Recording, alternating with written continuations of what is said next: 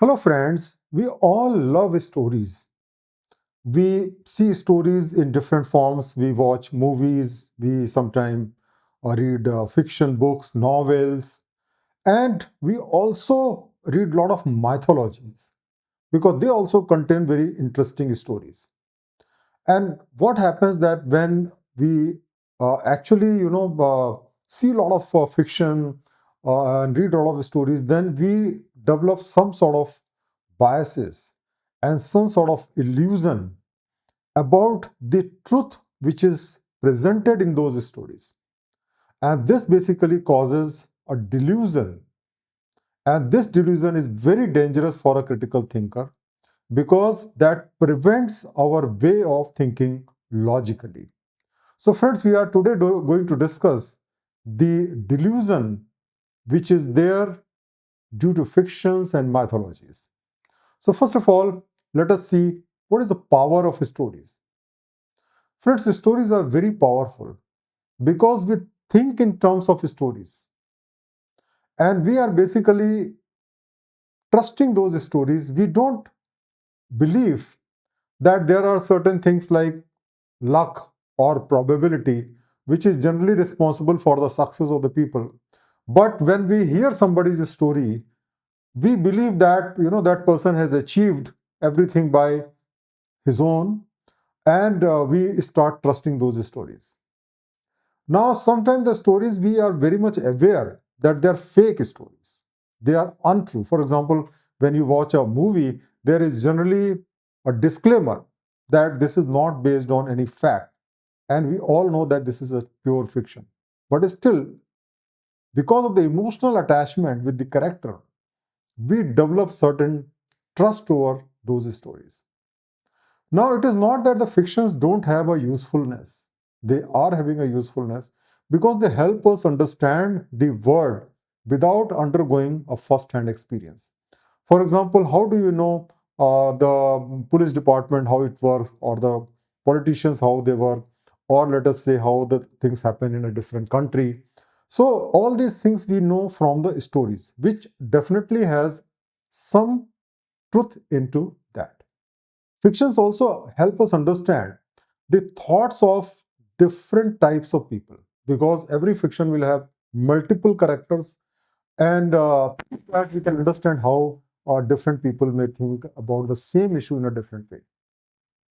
And that is how they develop some sort of understanding in us also. And that's why these stories and fictions have values also.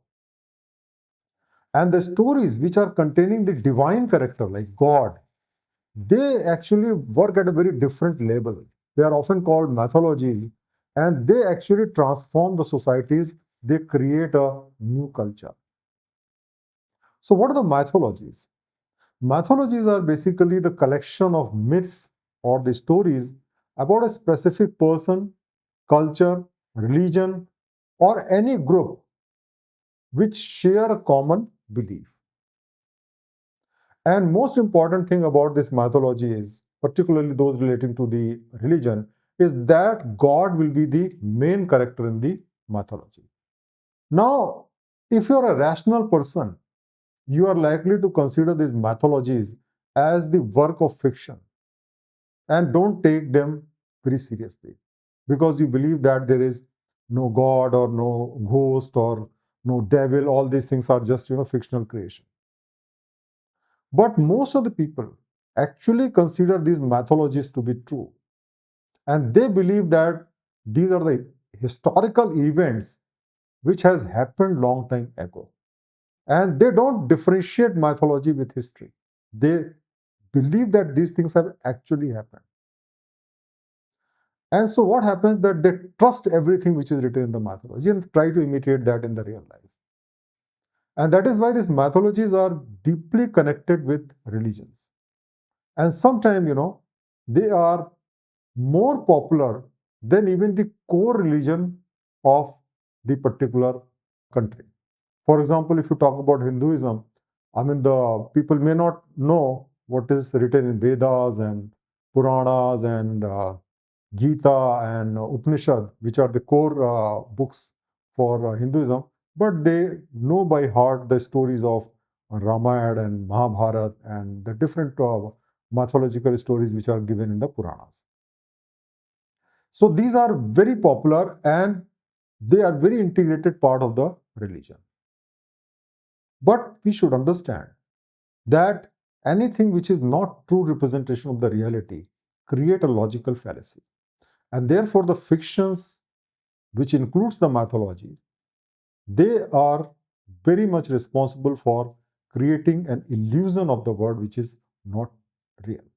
You see, the stories always have a moral lesson, and they believe that if you follow this, you will get that.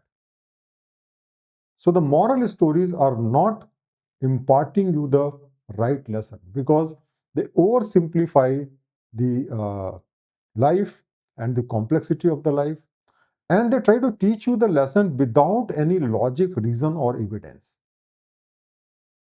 But still, we believe because these stories influence us emotionally, they make us happy, and we believe that if you do that, we will get what is actually promised in the story.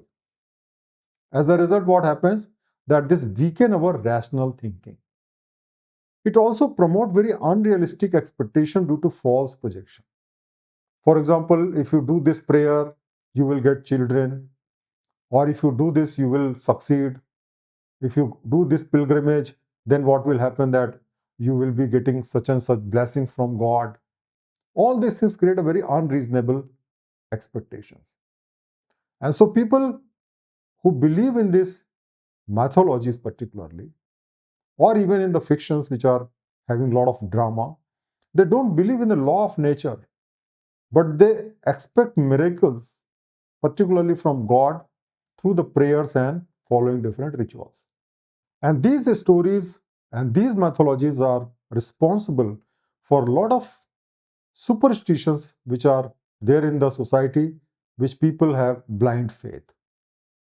In fact, if you analyze any superstition, you will always find a mythological story behind that. Let us see one very interesting story as an example. There is a very famous story popular all over the world, God sending help to a drowning man. And this story is about a person who is actually trapped on his rooftop during a flood and he prays to be rescued. So what happens that first a rowboat comes who says, come with us and we'll protect you. He says, no, I have full faith in God. He will protect me. You go. Then a motorboat comes, then a helicopter comes. And everybody promises him that you come and we'll protect you. But the person refuses and says, look, I have total trust in God and God will protect me. But finally, what happens that the water level rises and the man dies. And then he goes before the God and asks the God, I have full trust on you. Why did you not protected me? Then God said, I sent the rowboat, motorboat, and helicopter. What more could I have done?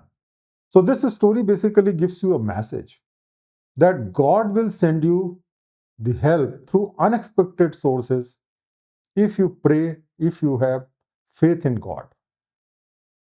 And this story motivates a lot of people to believe in God and hope that when there will be a problem, they will be protected by God. But whether this story is true, whether you will get the result as promised in this story, so let us critically analyze the story. First of all, how this man told this story. No person comes back from heaven and actually tell the story. So it is absolutely certain that this story is made up. This has never happened. The second thing is that in the real life also, how many devotees actually get help in time of such crisis? In flood, almost every devotee pray. But how many people get motorboat, helicopter and all that? And suppose you are a very religious person and you don't get help at the time of your crisis despite prayer. What does it mean? Does it mean that there is no God or that your prayers are not sincere? The most important thing is that if the purpose of God is to protect the devotees, why he sent the flood at all? He should have given normal rain, which is good for the people. Why he sent flood? And another very important thing is that if God is responsible for sending all the help from the unexpected sources, then who sent the terrorists, rioters, or army to kill the innocent people who are also devotees? We have seen so many instances in riots where innocent people are killed. Then who sent those rioters or the terrorists who are blasting themselves and killing so many people? Will anybody be willing to take the responsibility that God is doing it? So, friends, these stories are pure man made and they are illusionary. They just try to convince you that you must blindly follow God and hope that He will help you, and rather promise that He will help you.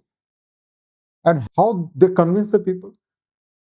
Because in the time of crisis, a devotee will definitely pray to God. And it is also true that everybody who is in crisis, generally people try to help him also. So, yes, you will pray to God and you will also get help. But these two things are not connected with each other. There is no correlation between them. Even if you're not praying, the help may come.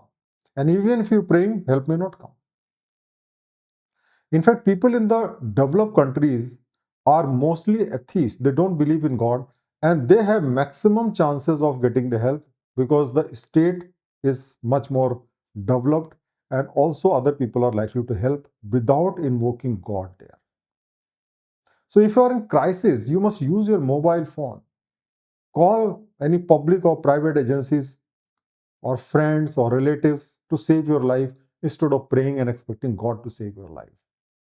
You must also keep enough saving to hire a boat helicopter at the time of crisis rather than expecting that God will send it free of cost.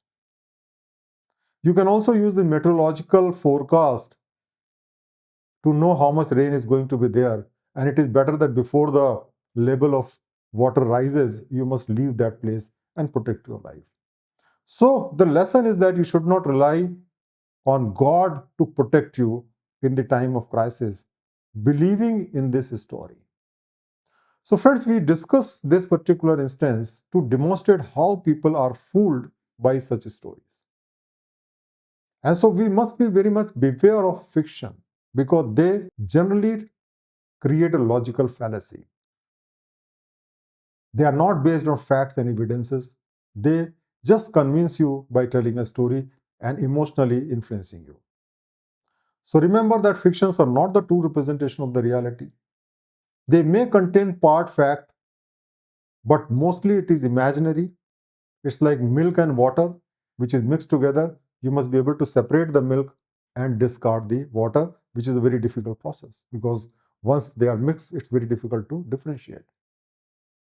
You can enjoy the fictions, whether it is novel or movies, but don't learn any lesson or knowledge from that. Particularly, don't imitate the fictional character to achieve the promised result. They will never give you any result or what you expect because these are just fiction. And whenever somebody tells you such stories or listen such stories or read such stories, you must critically analyze all type of fictions to know the truth and reject the fallacy.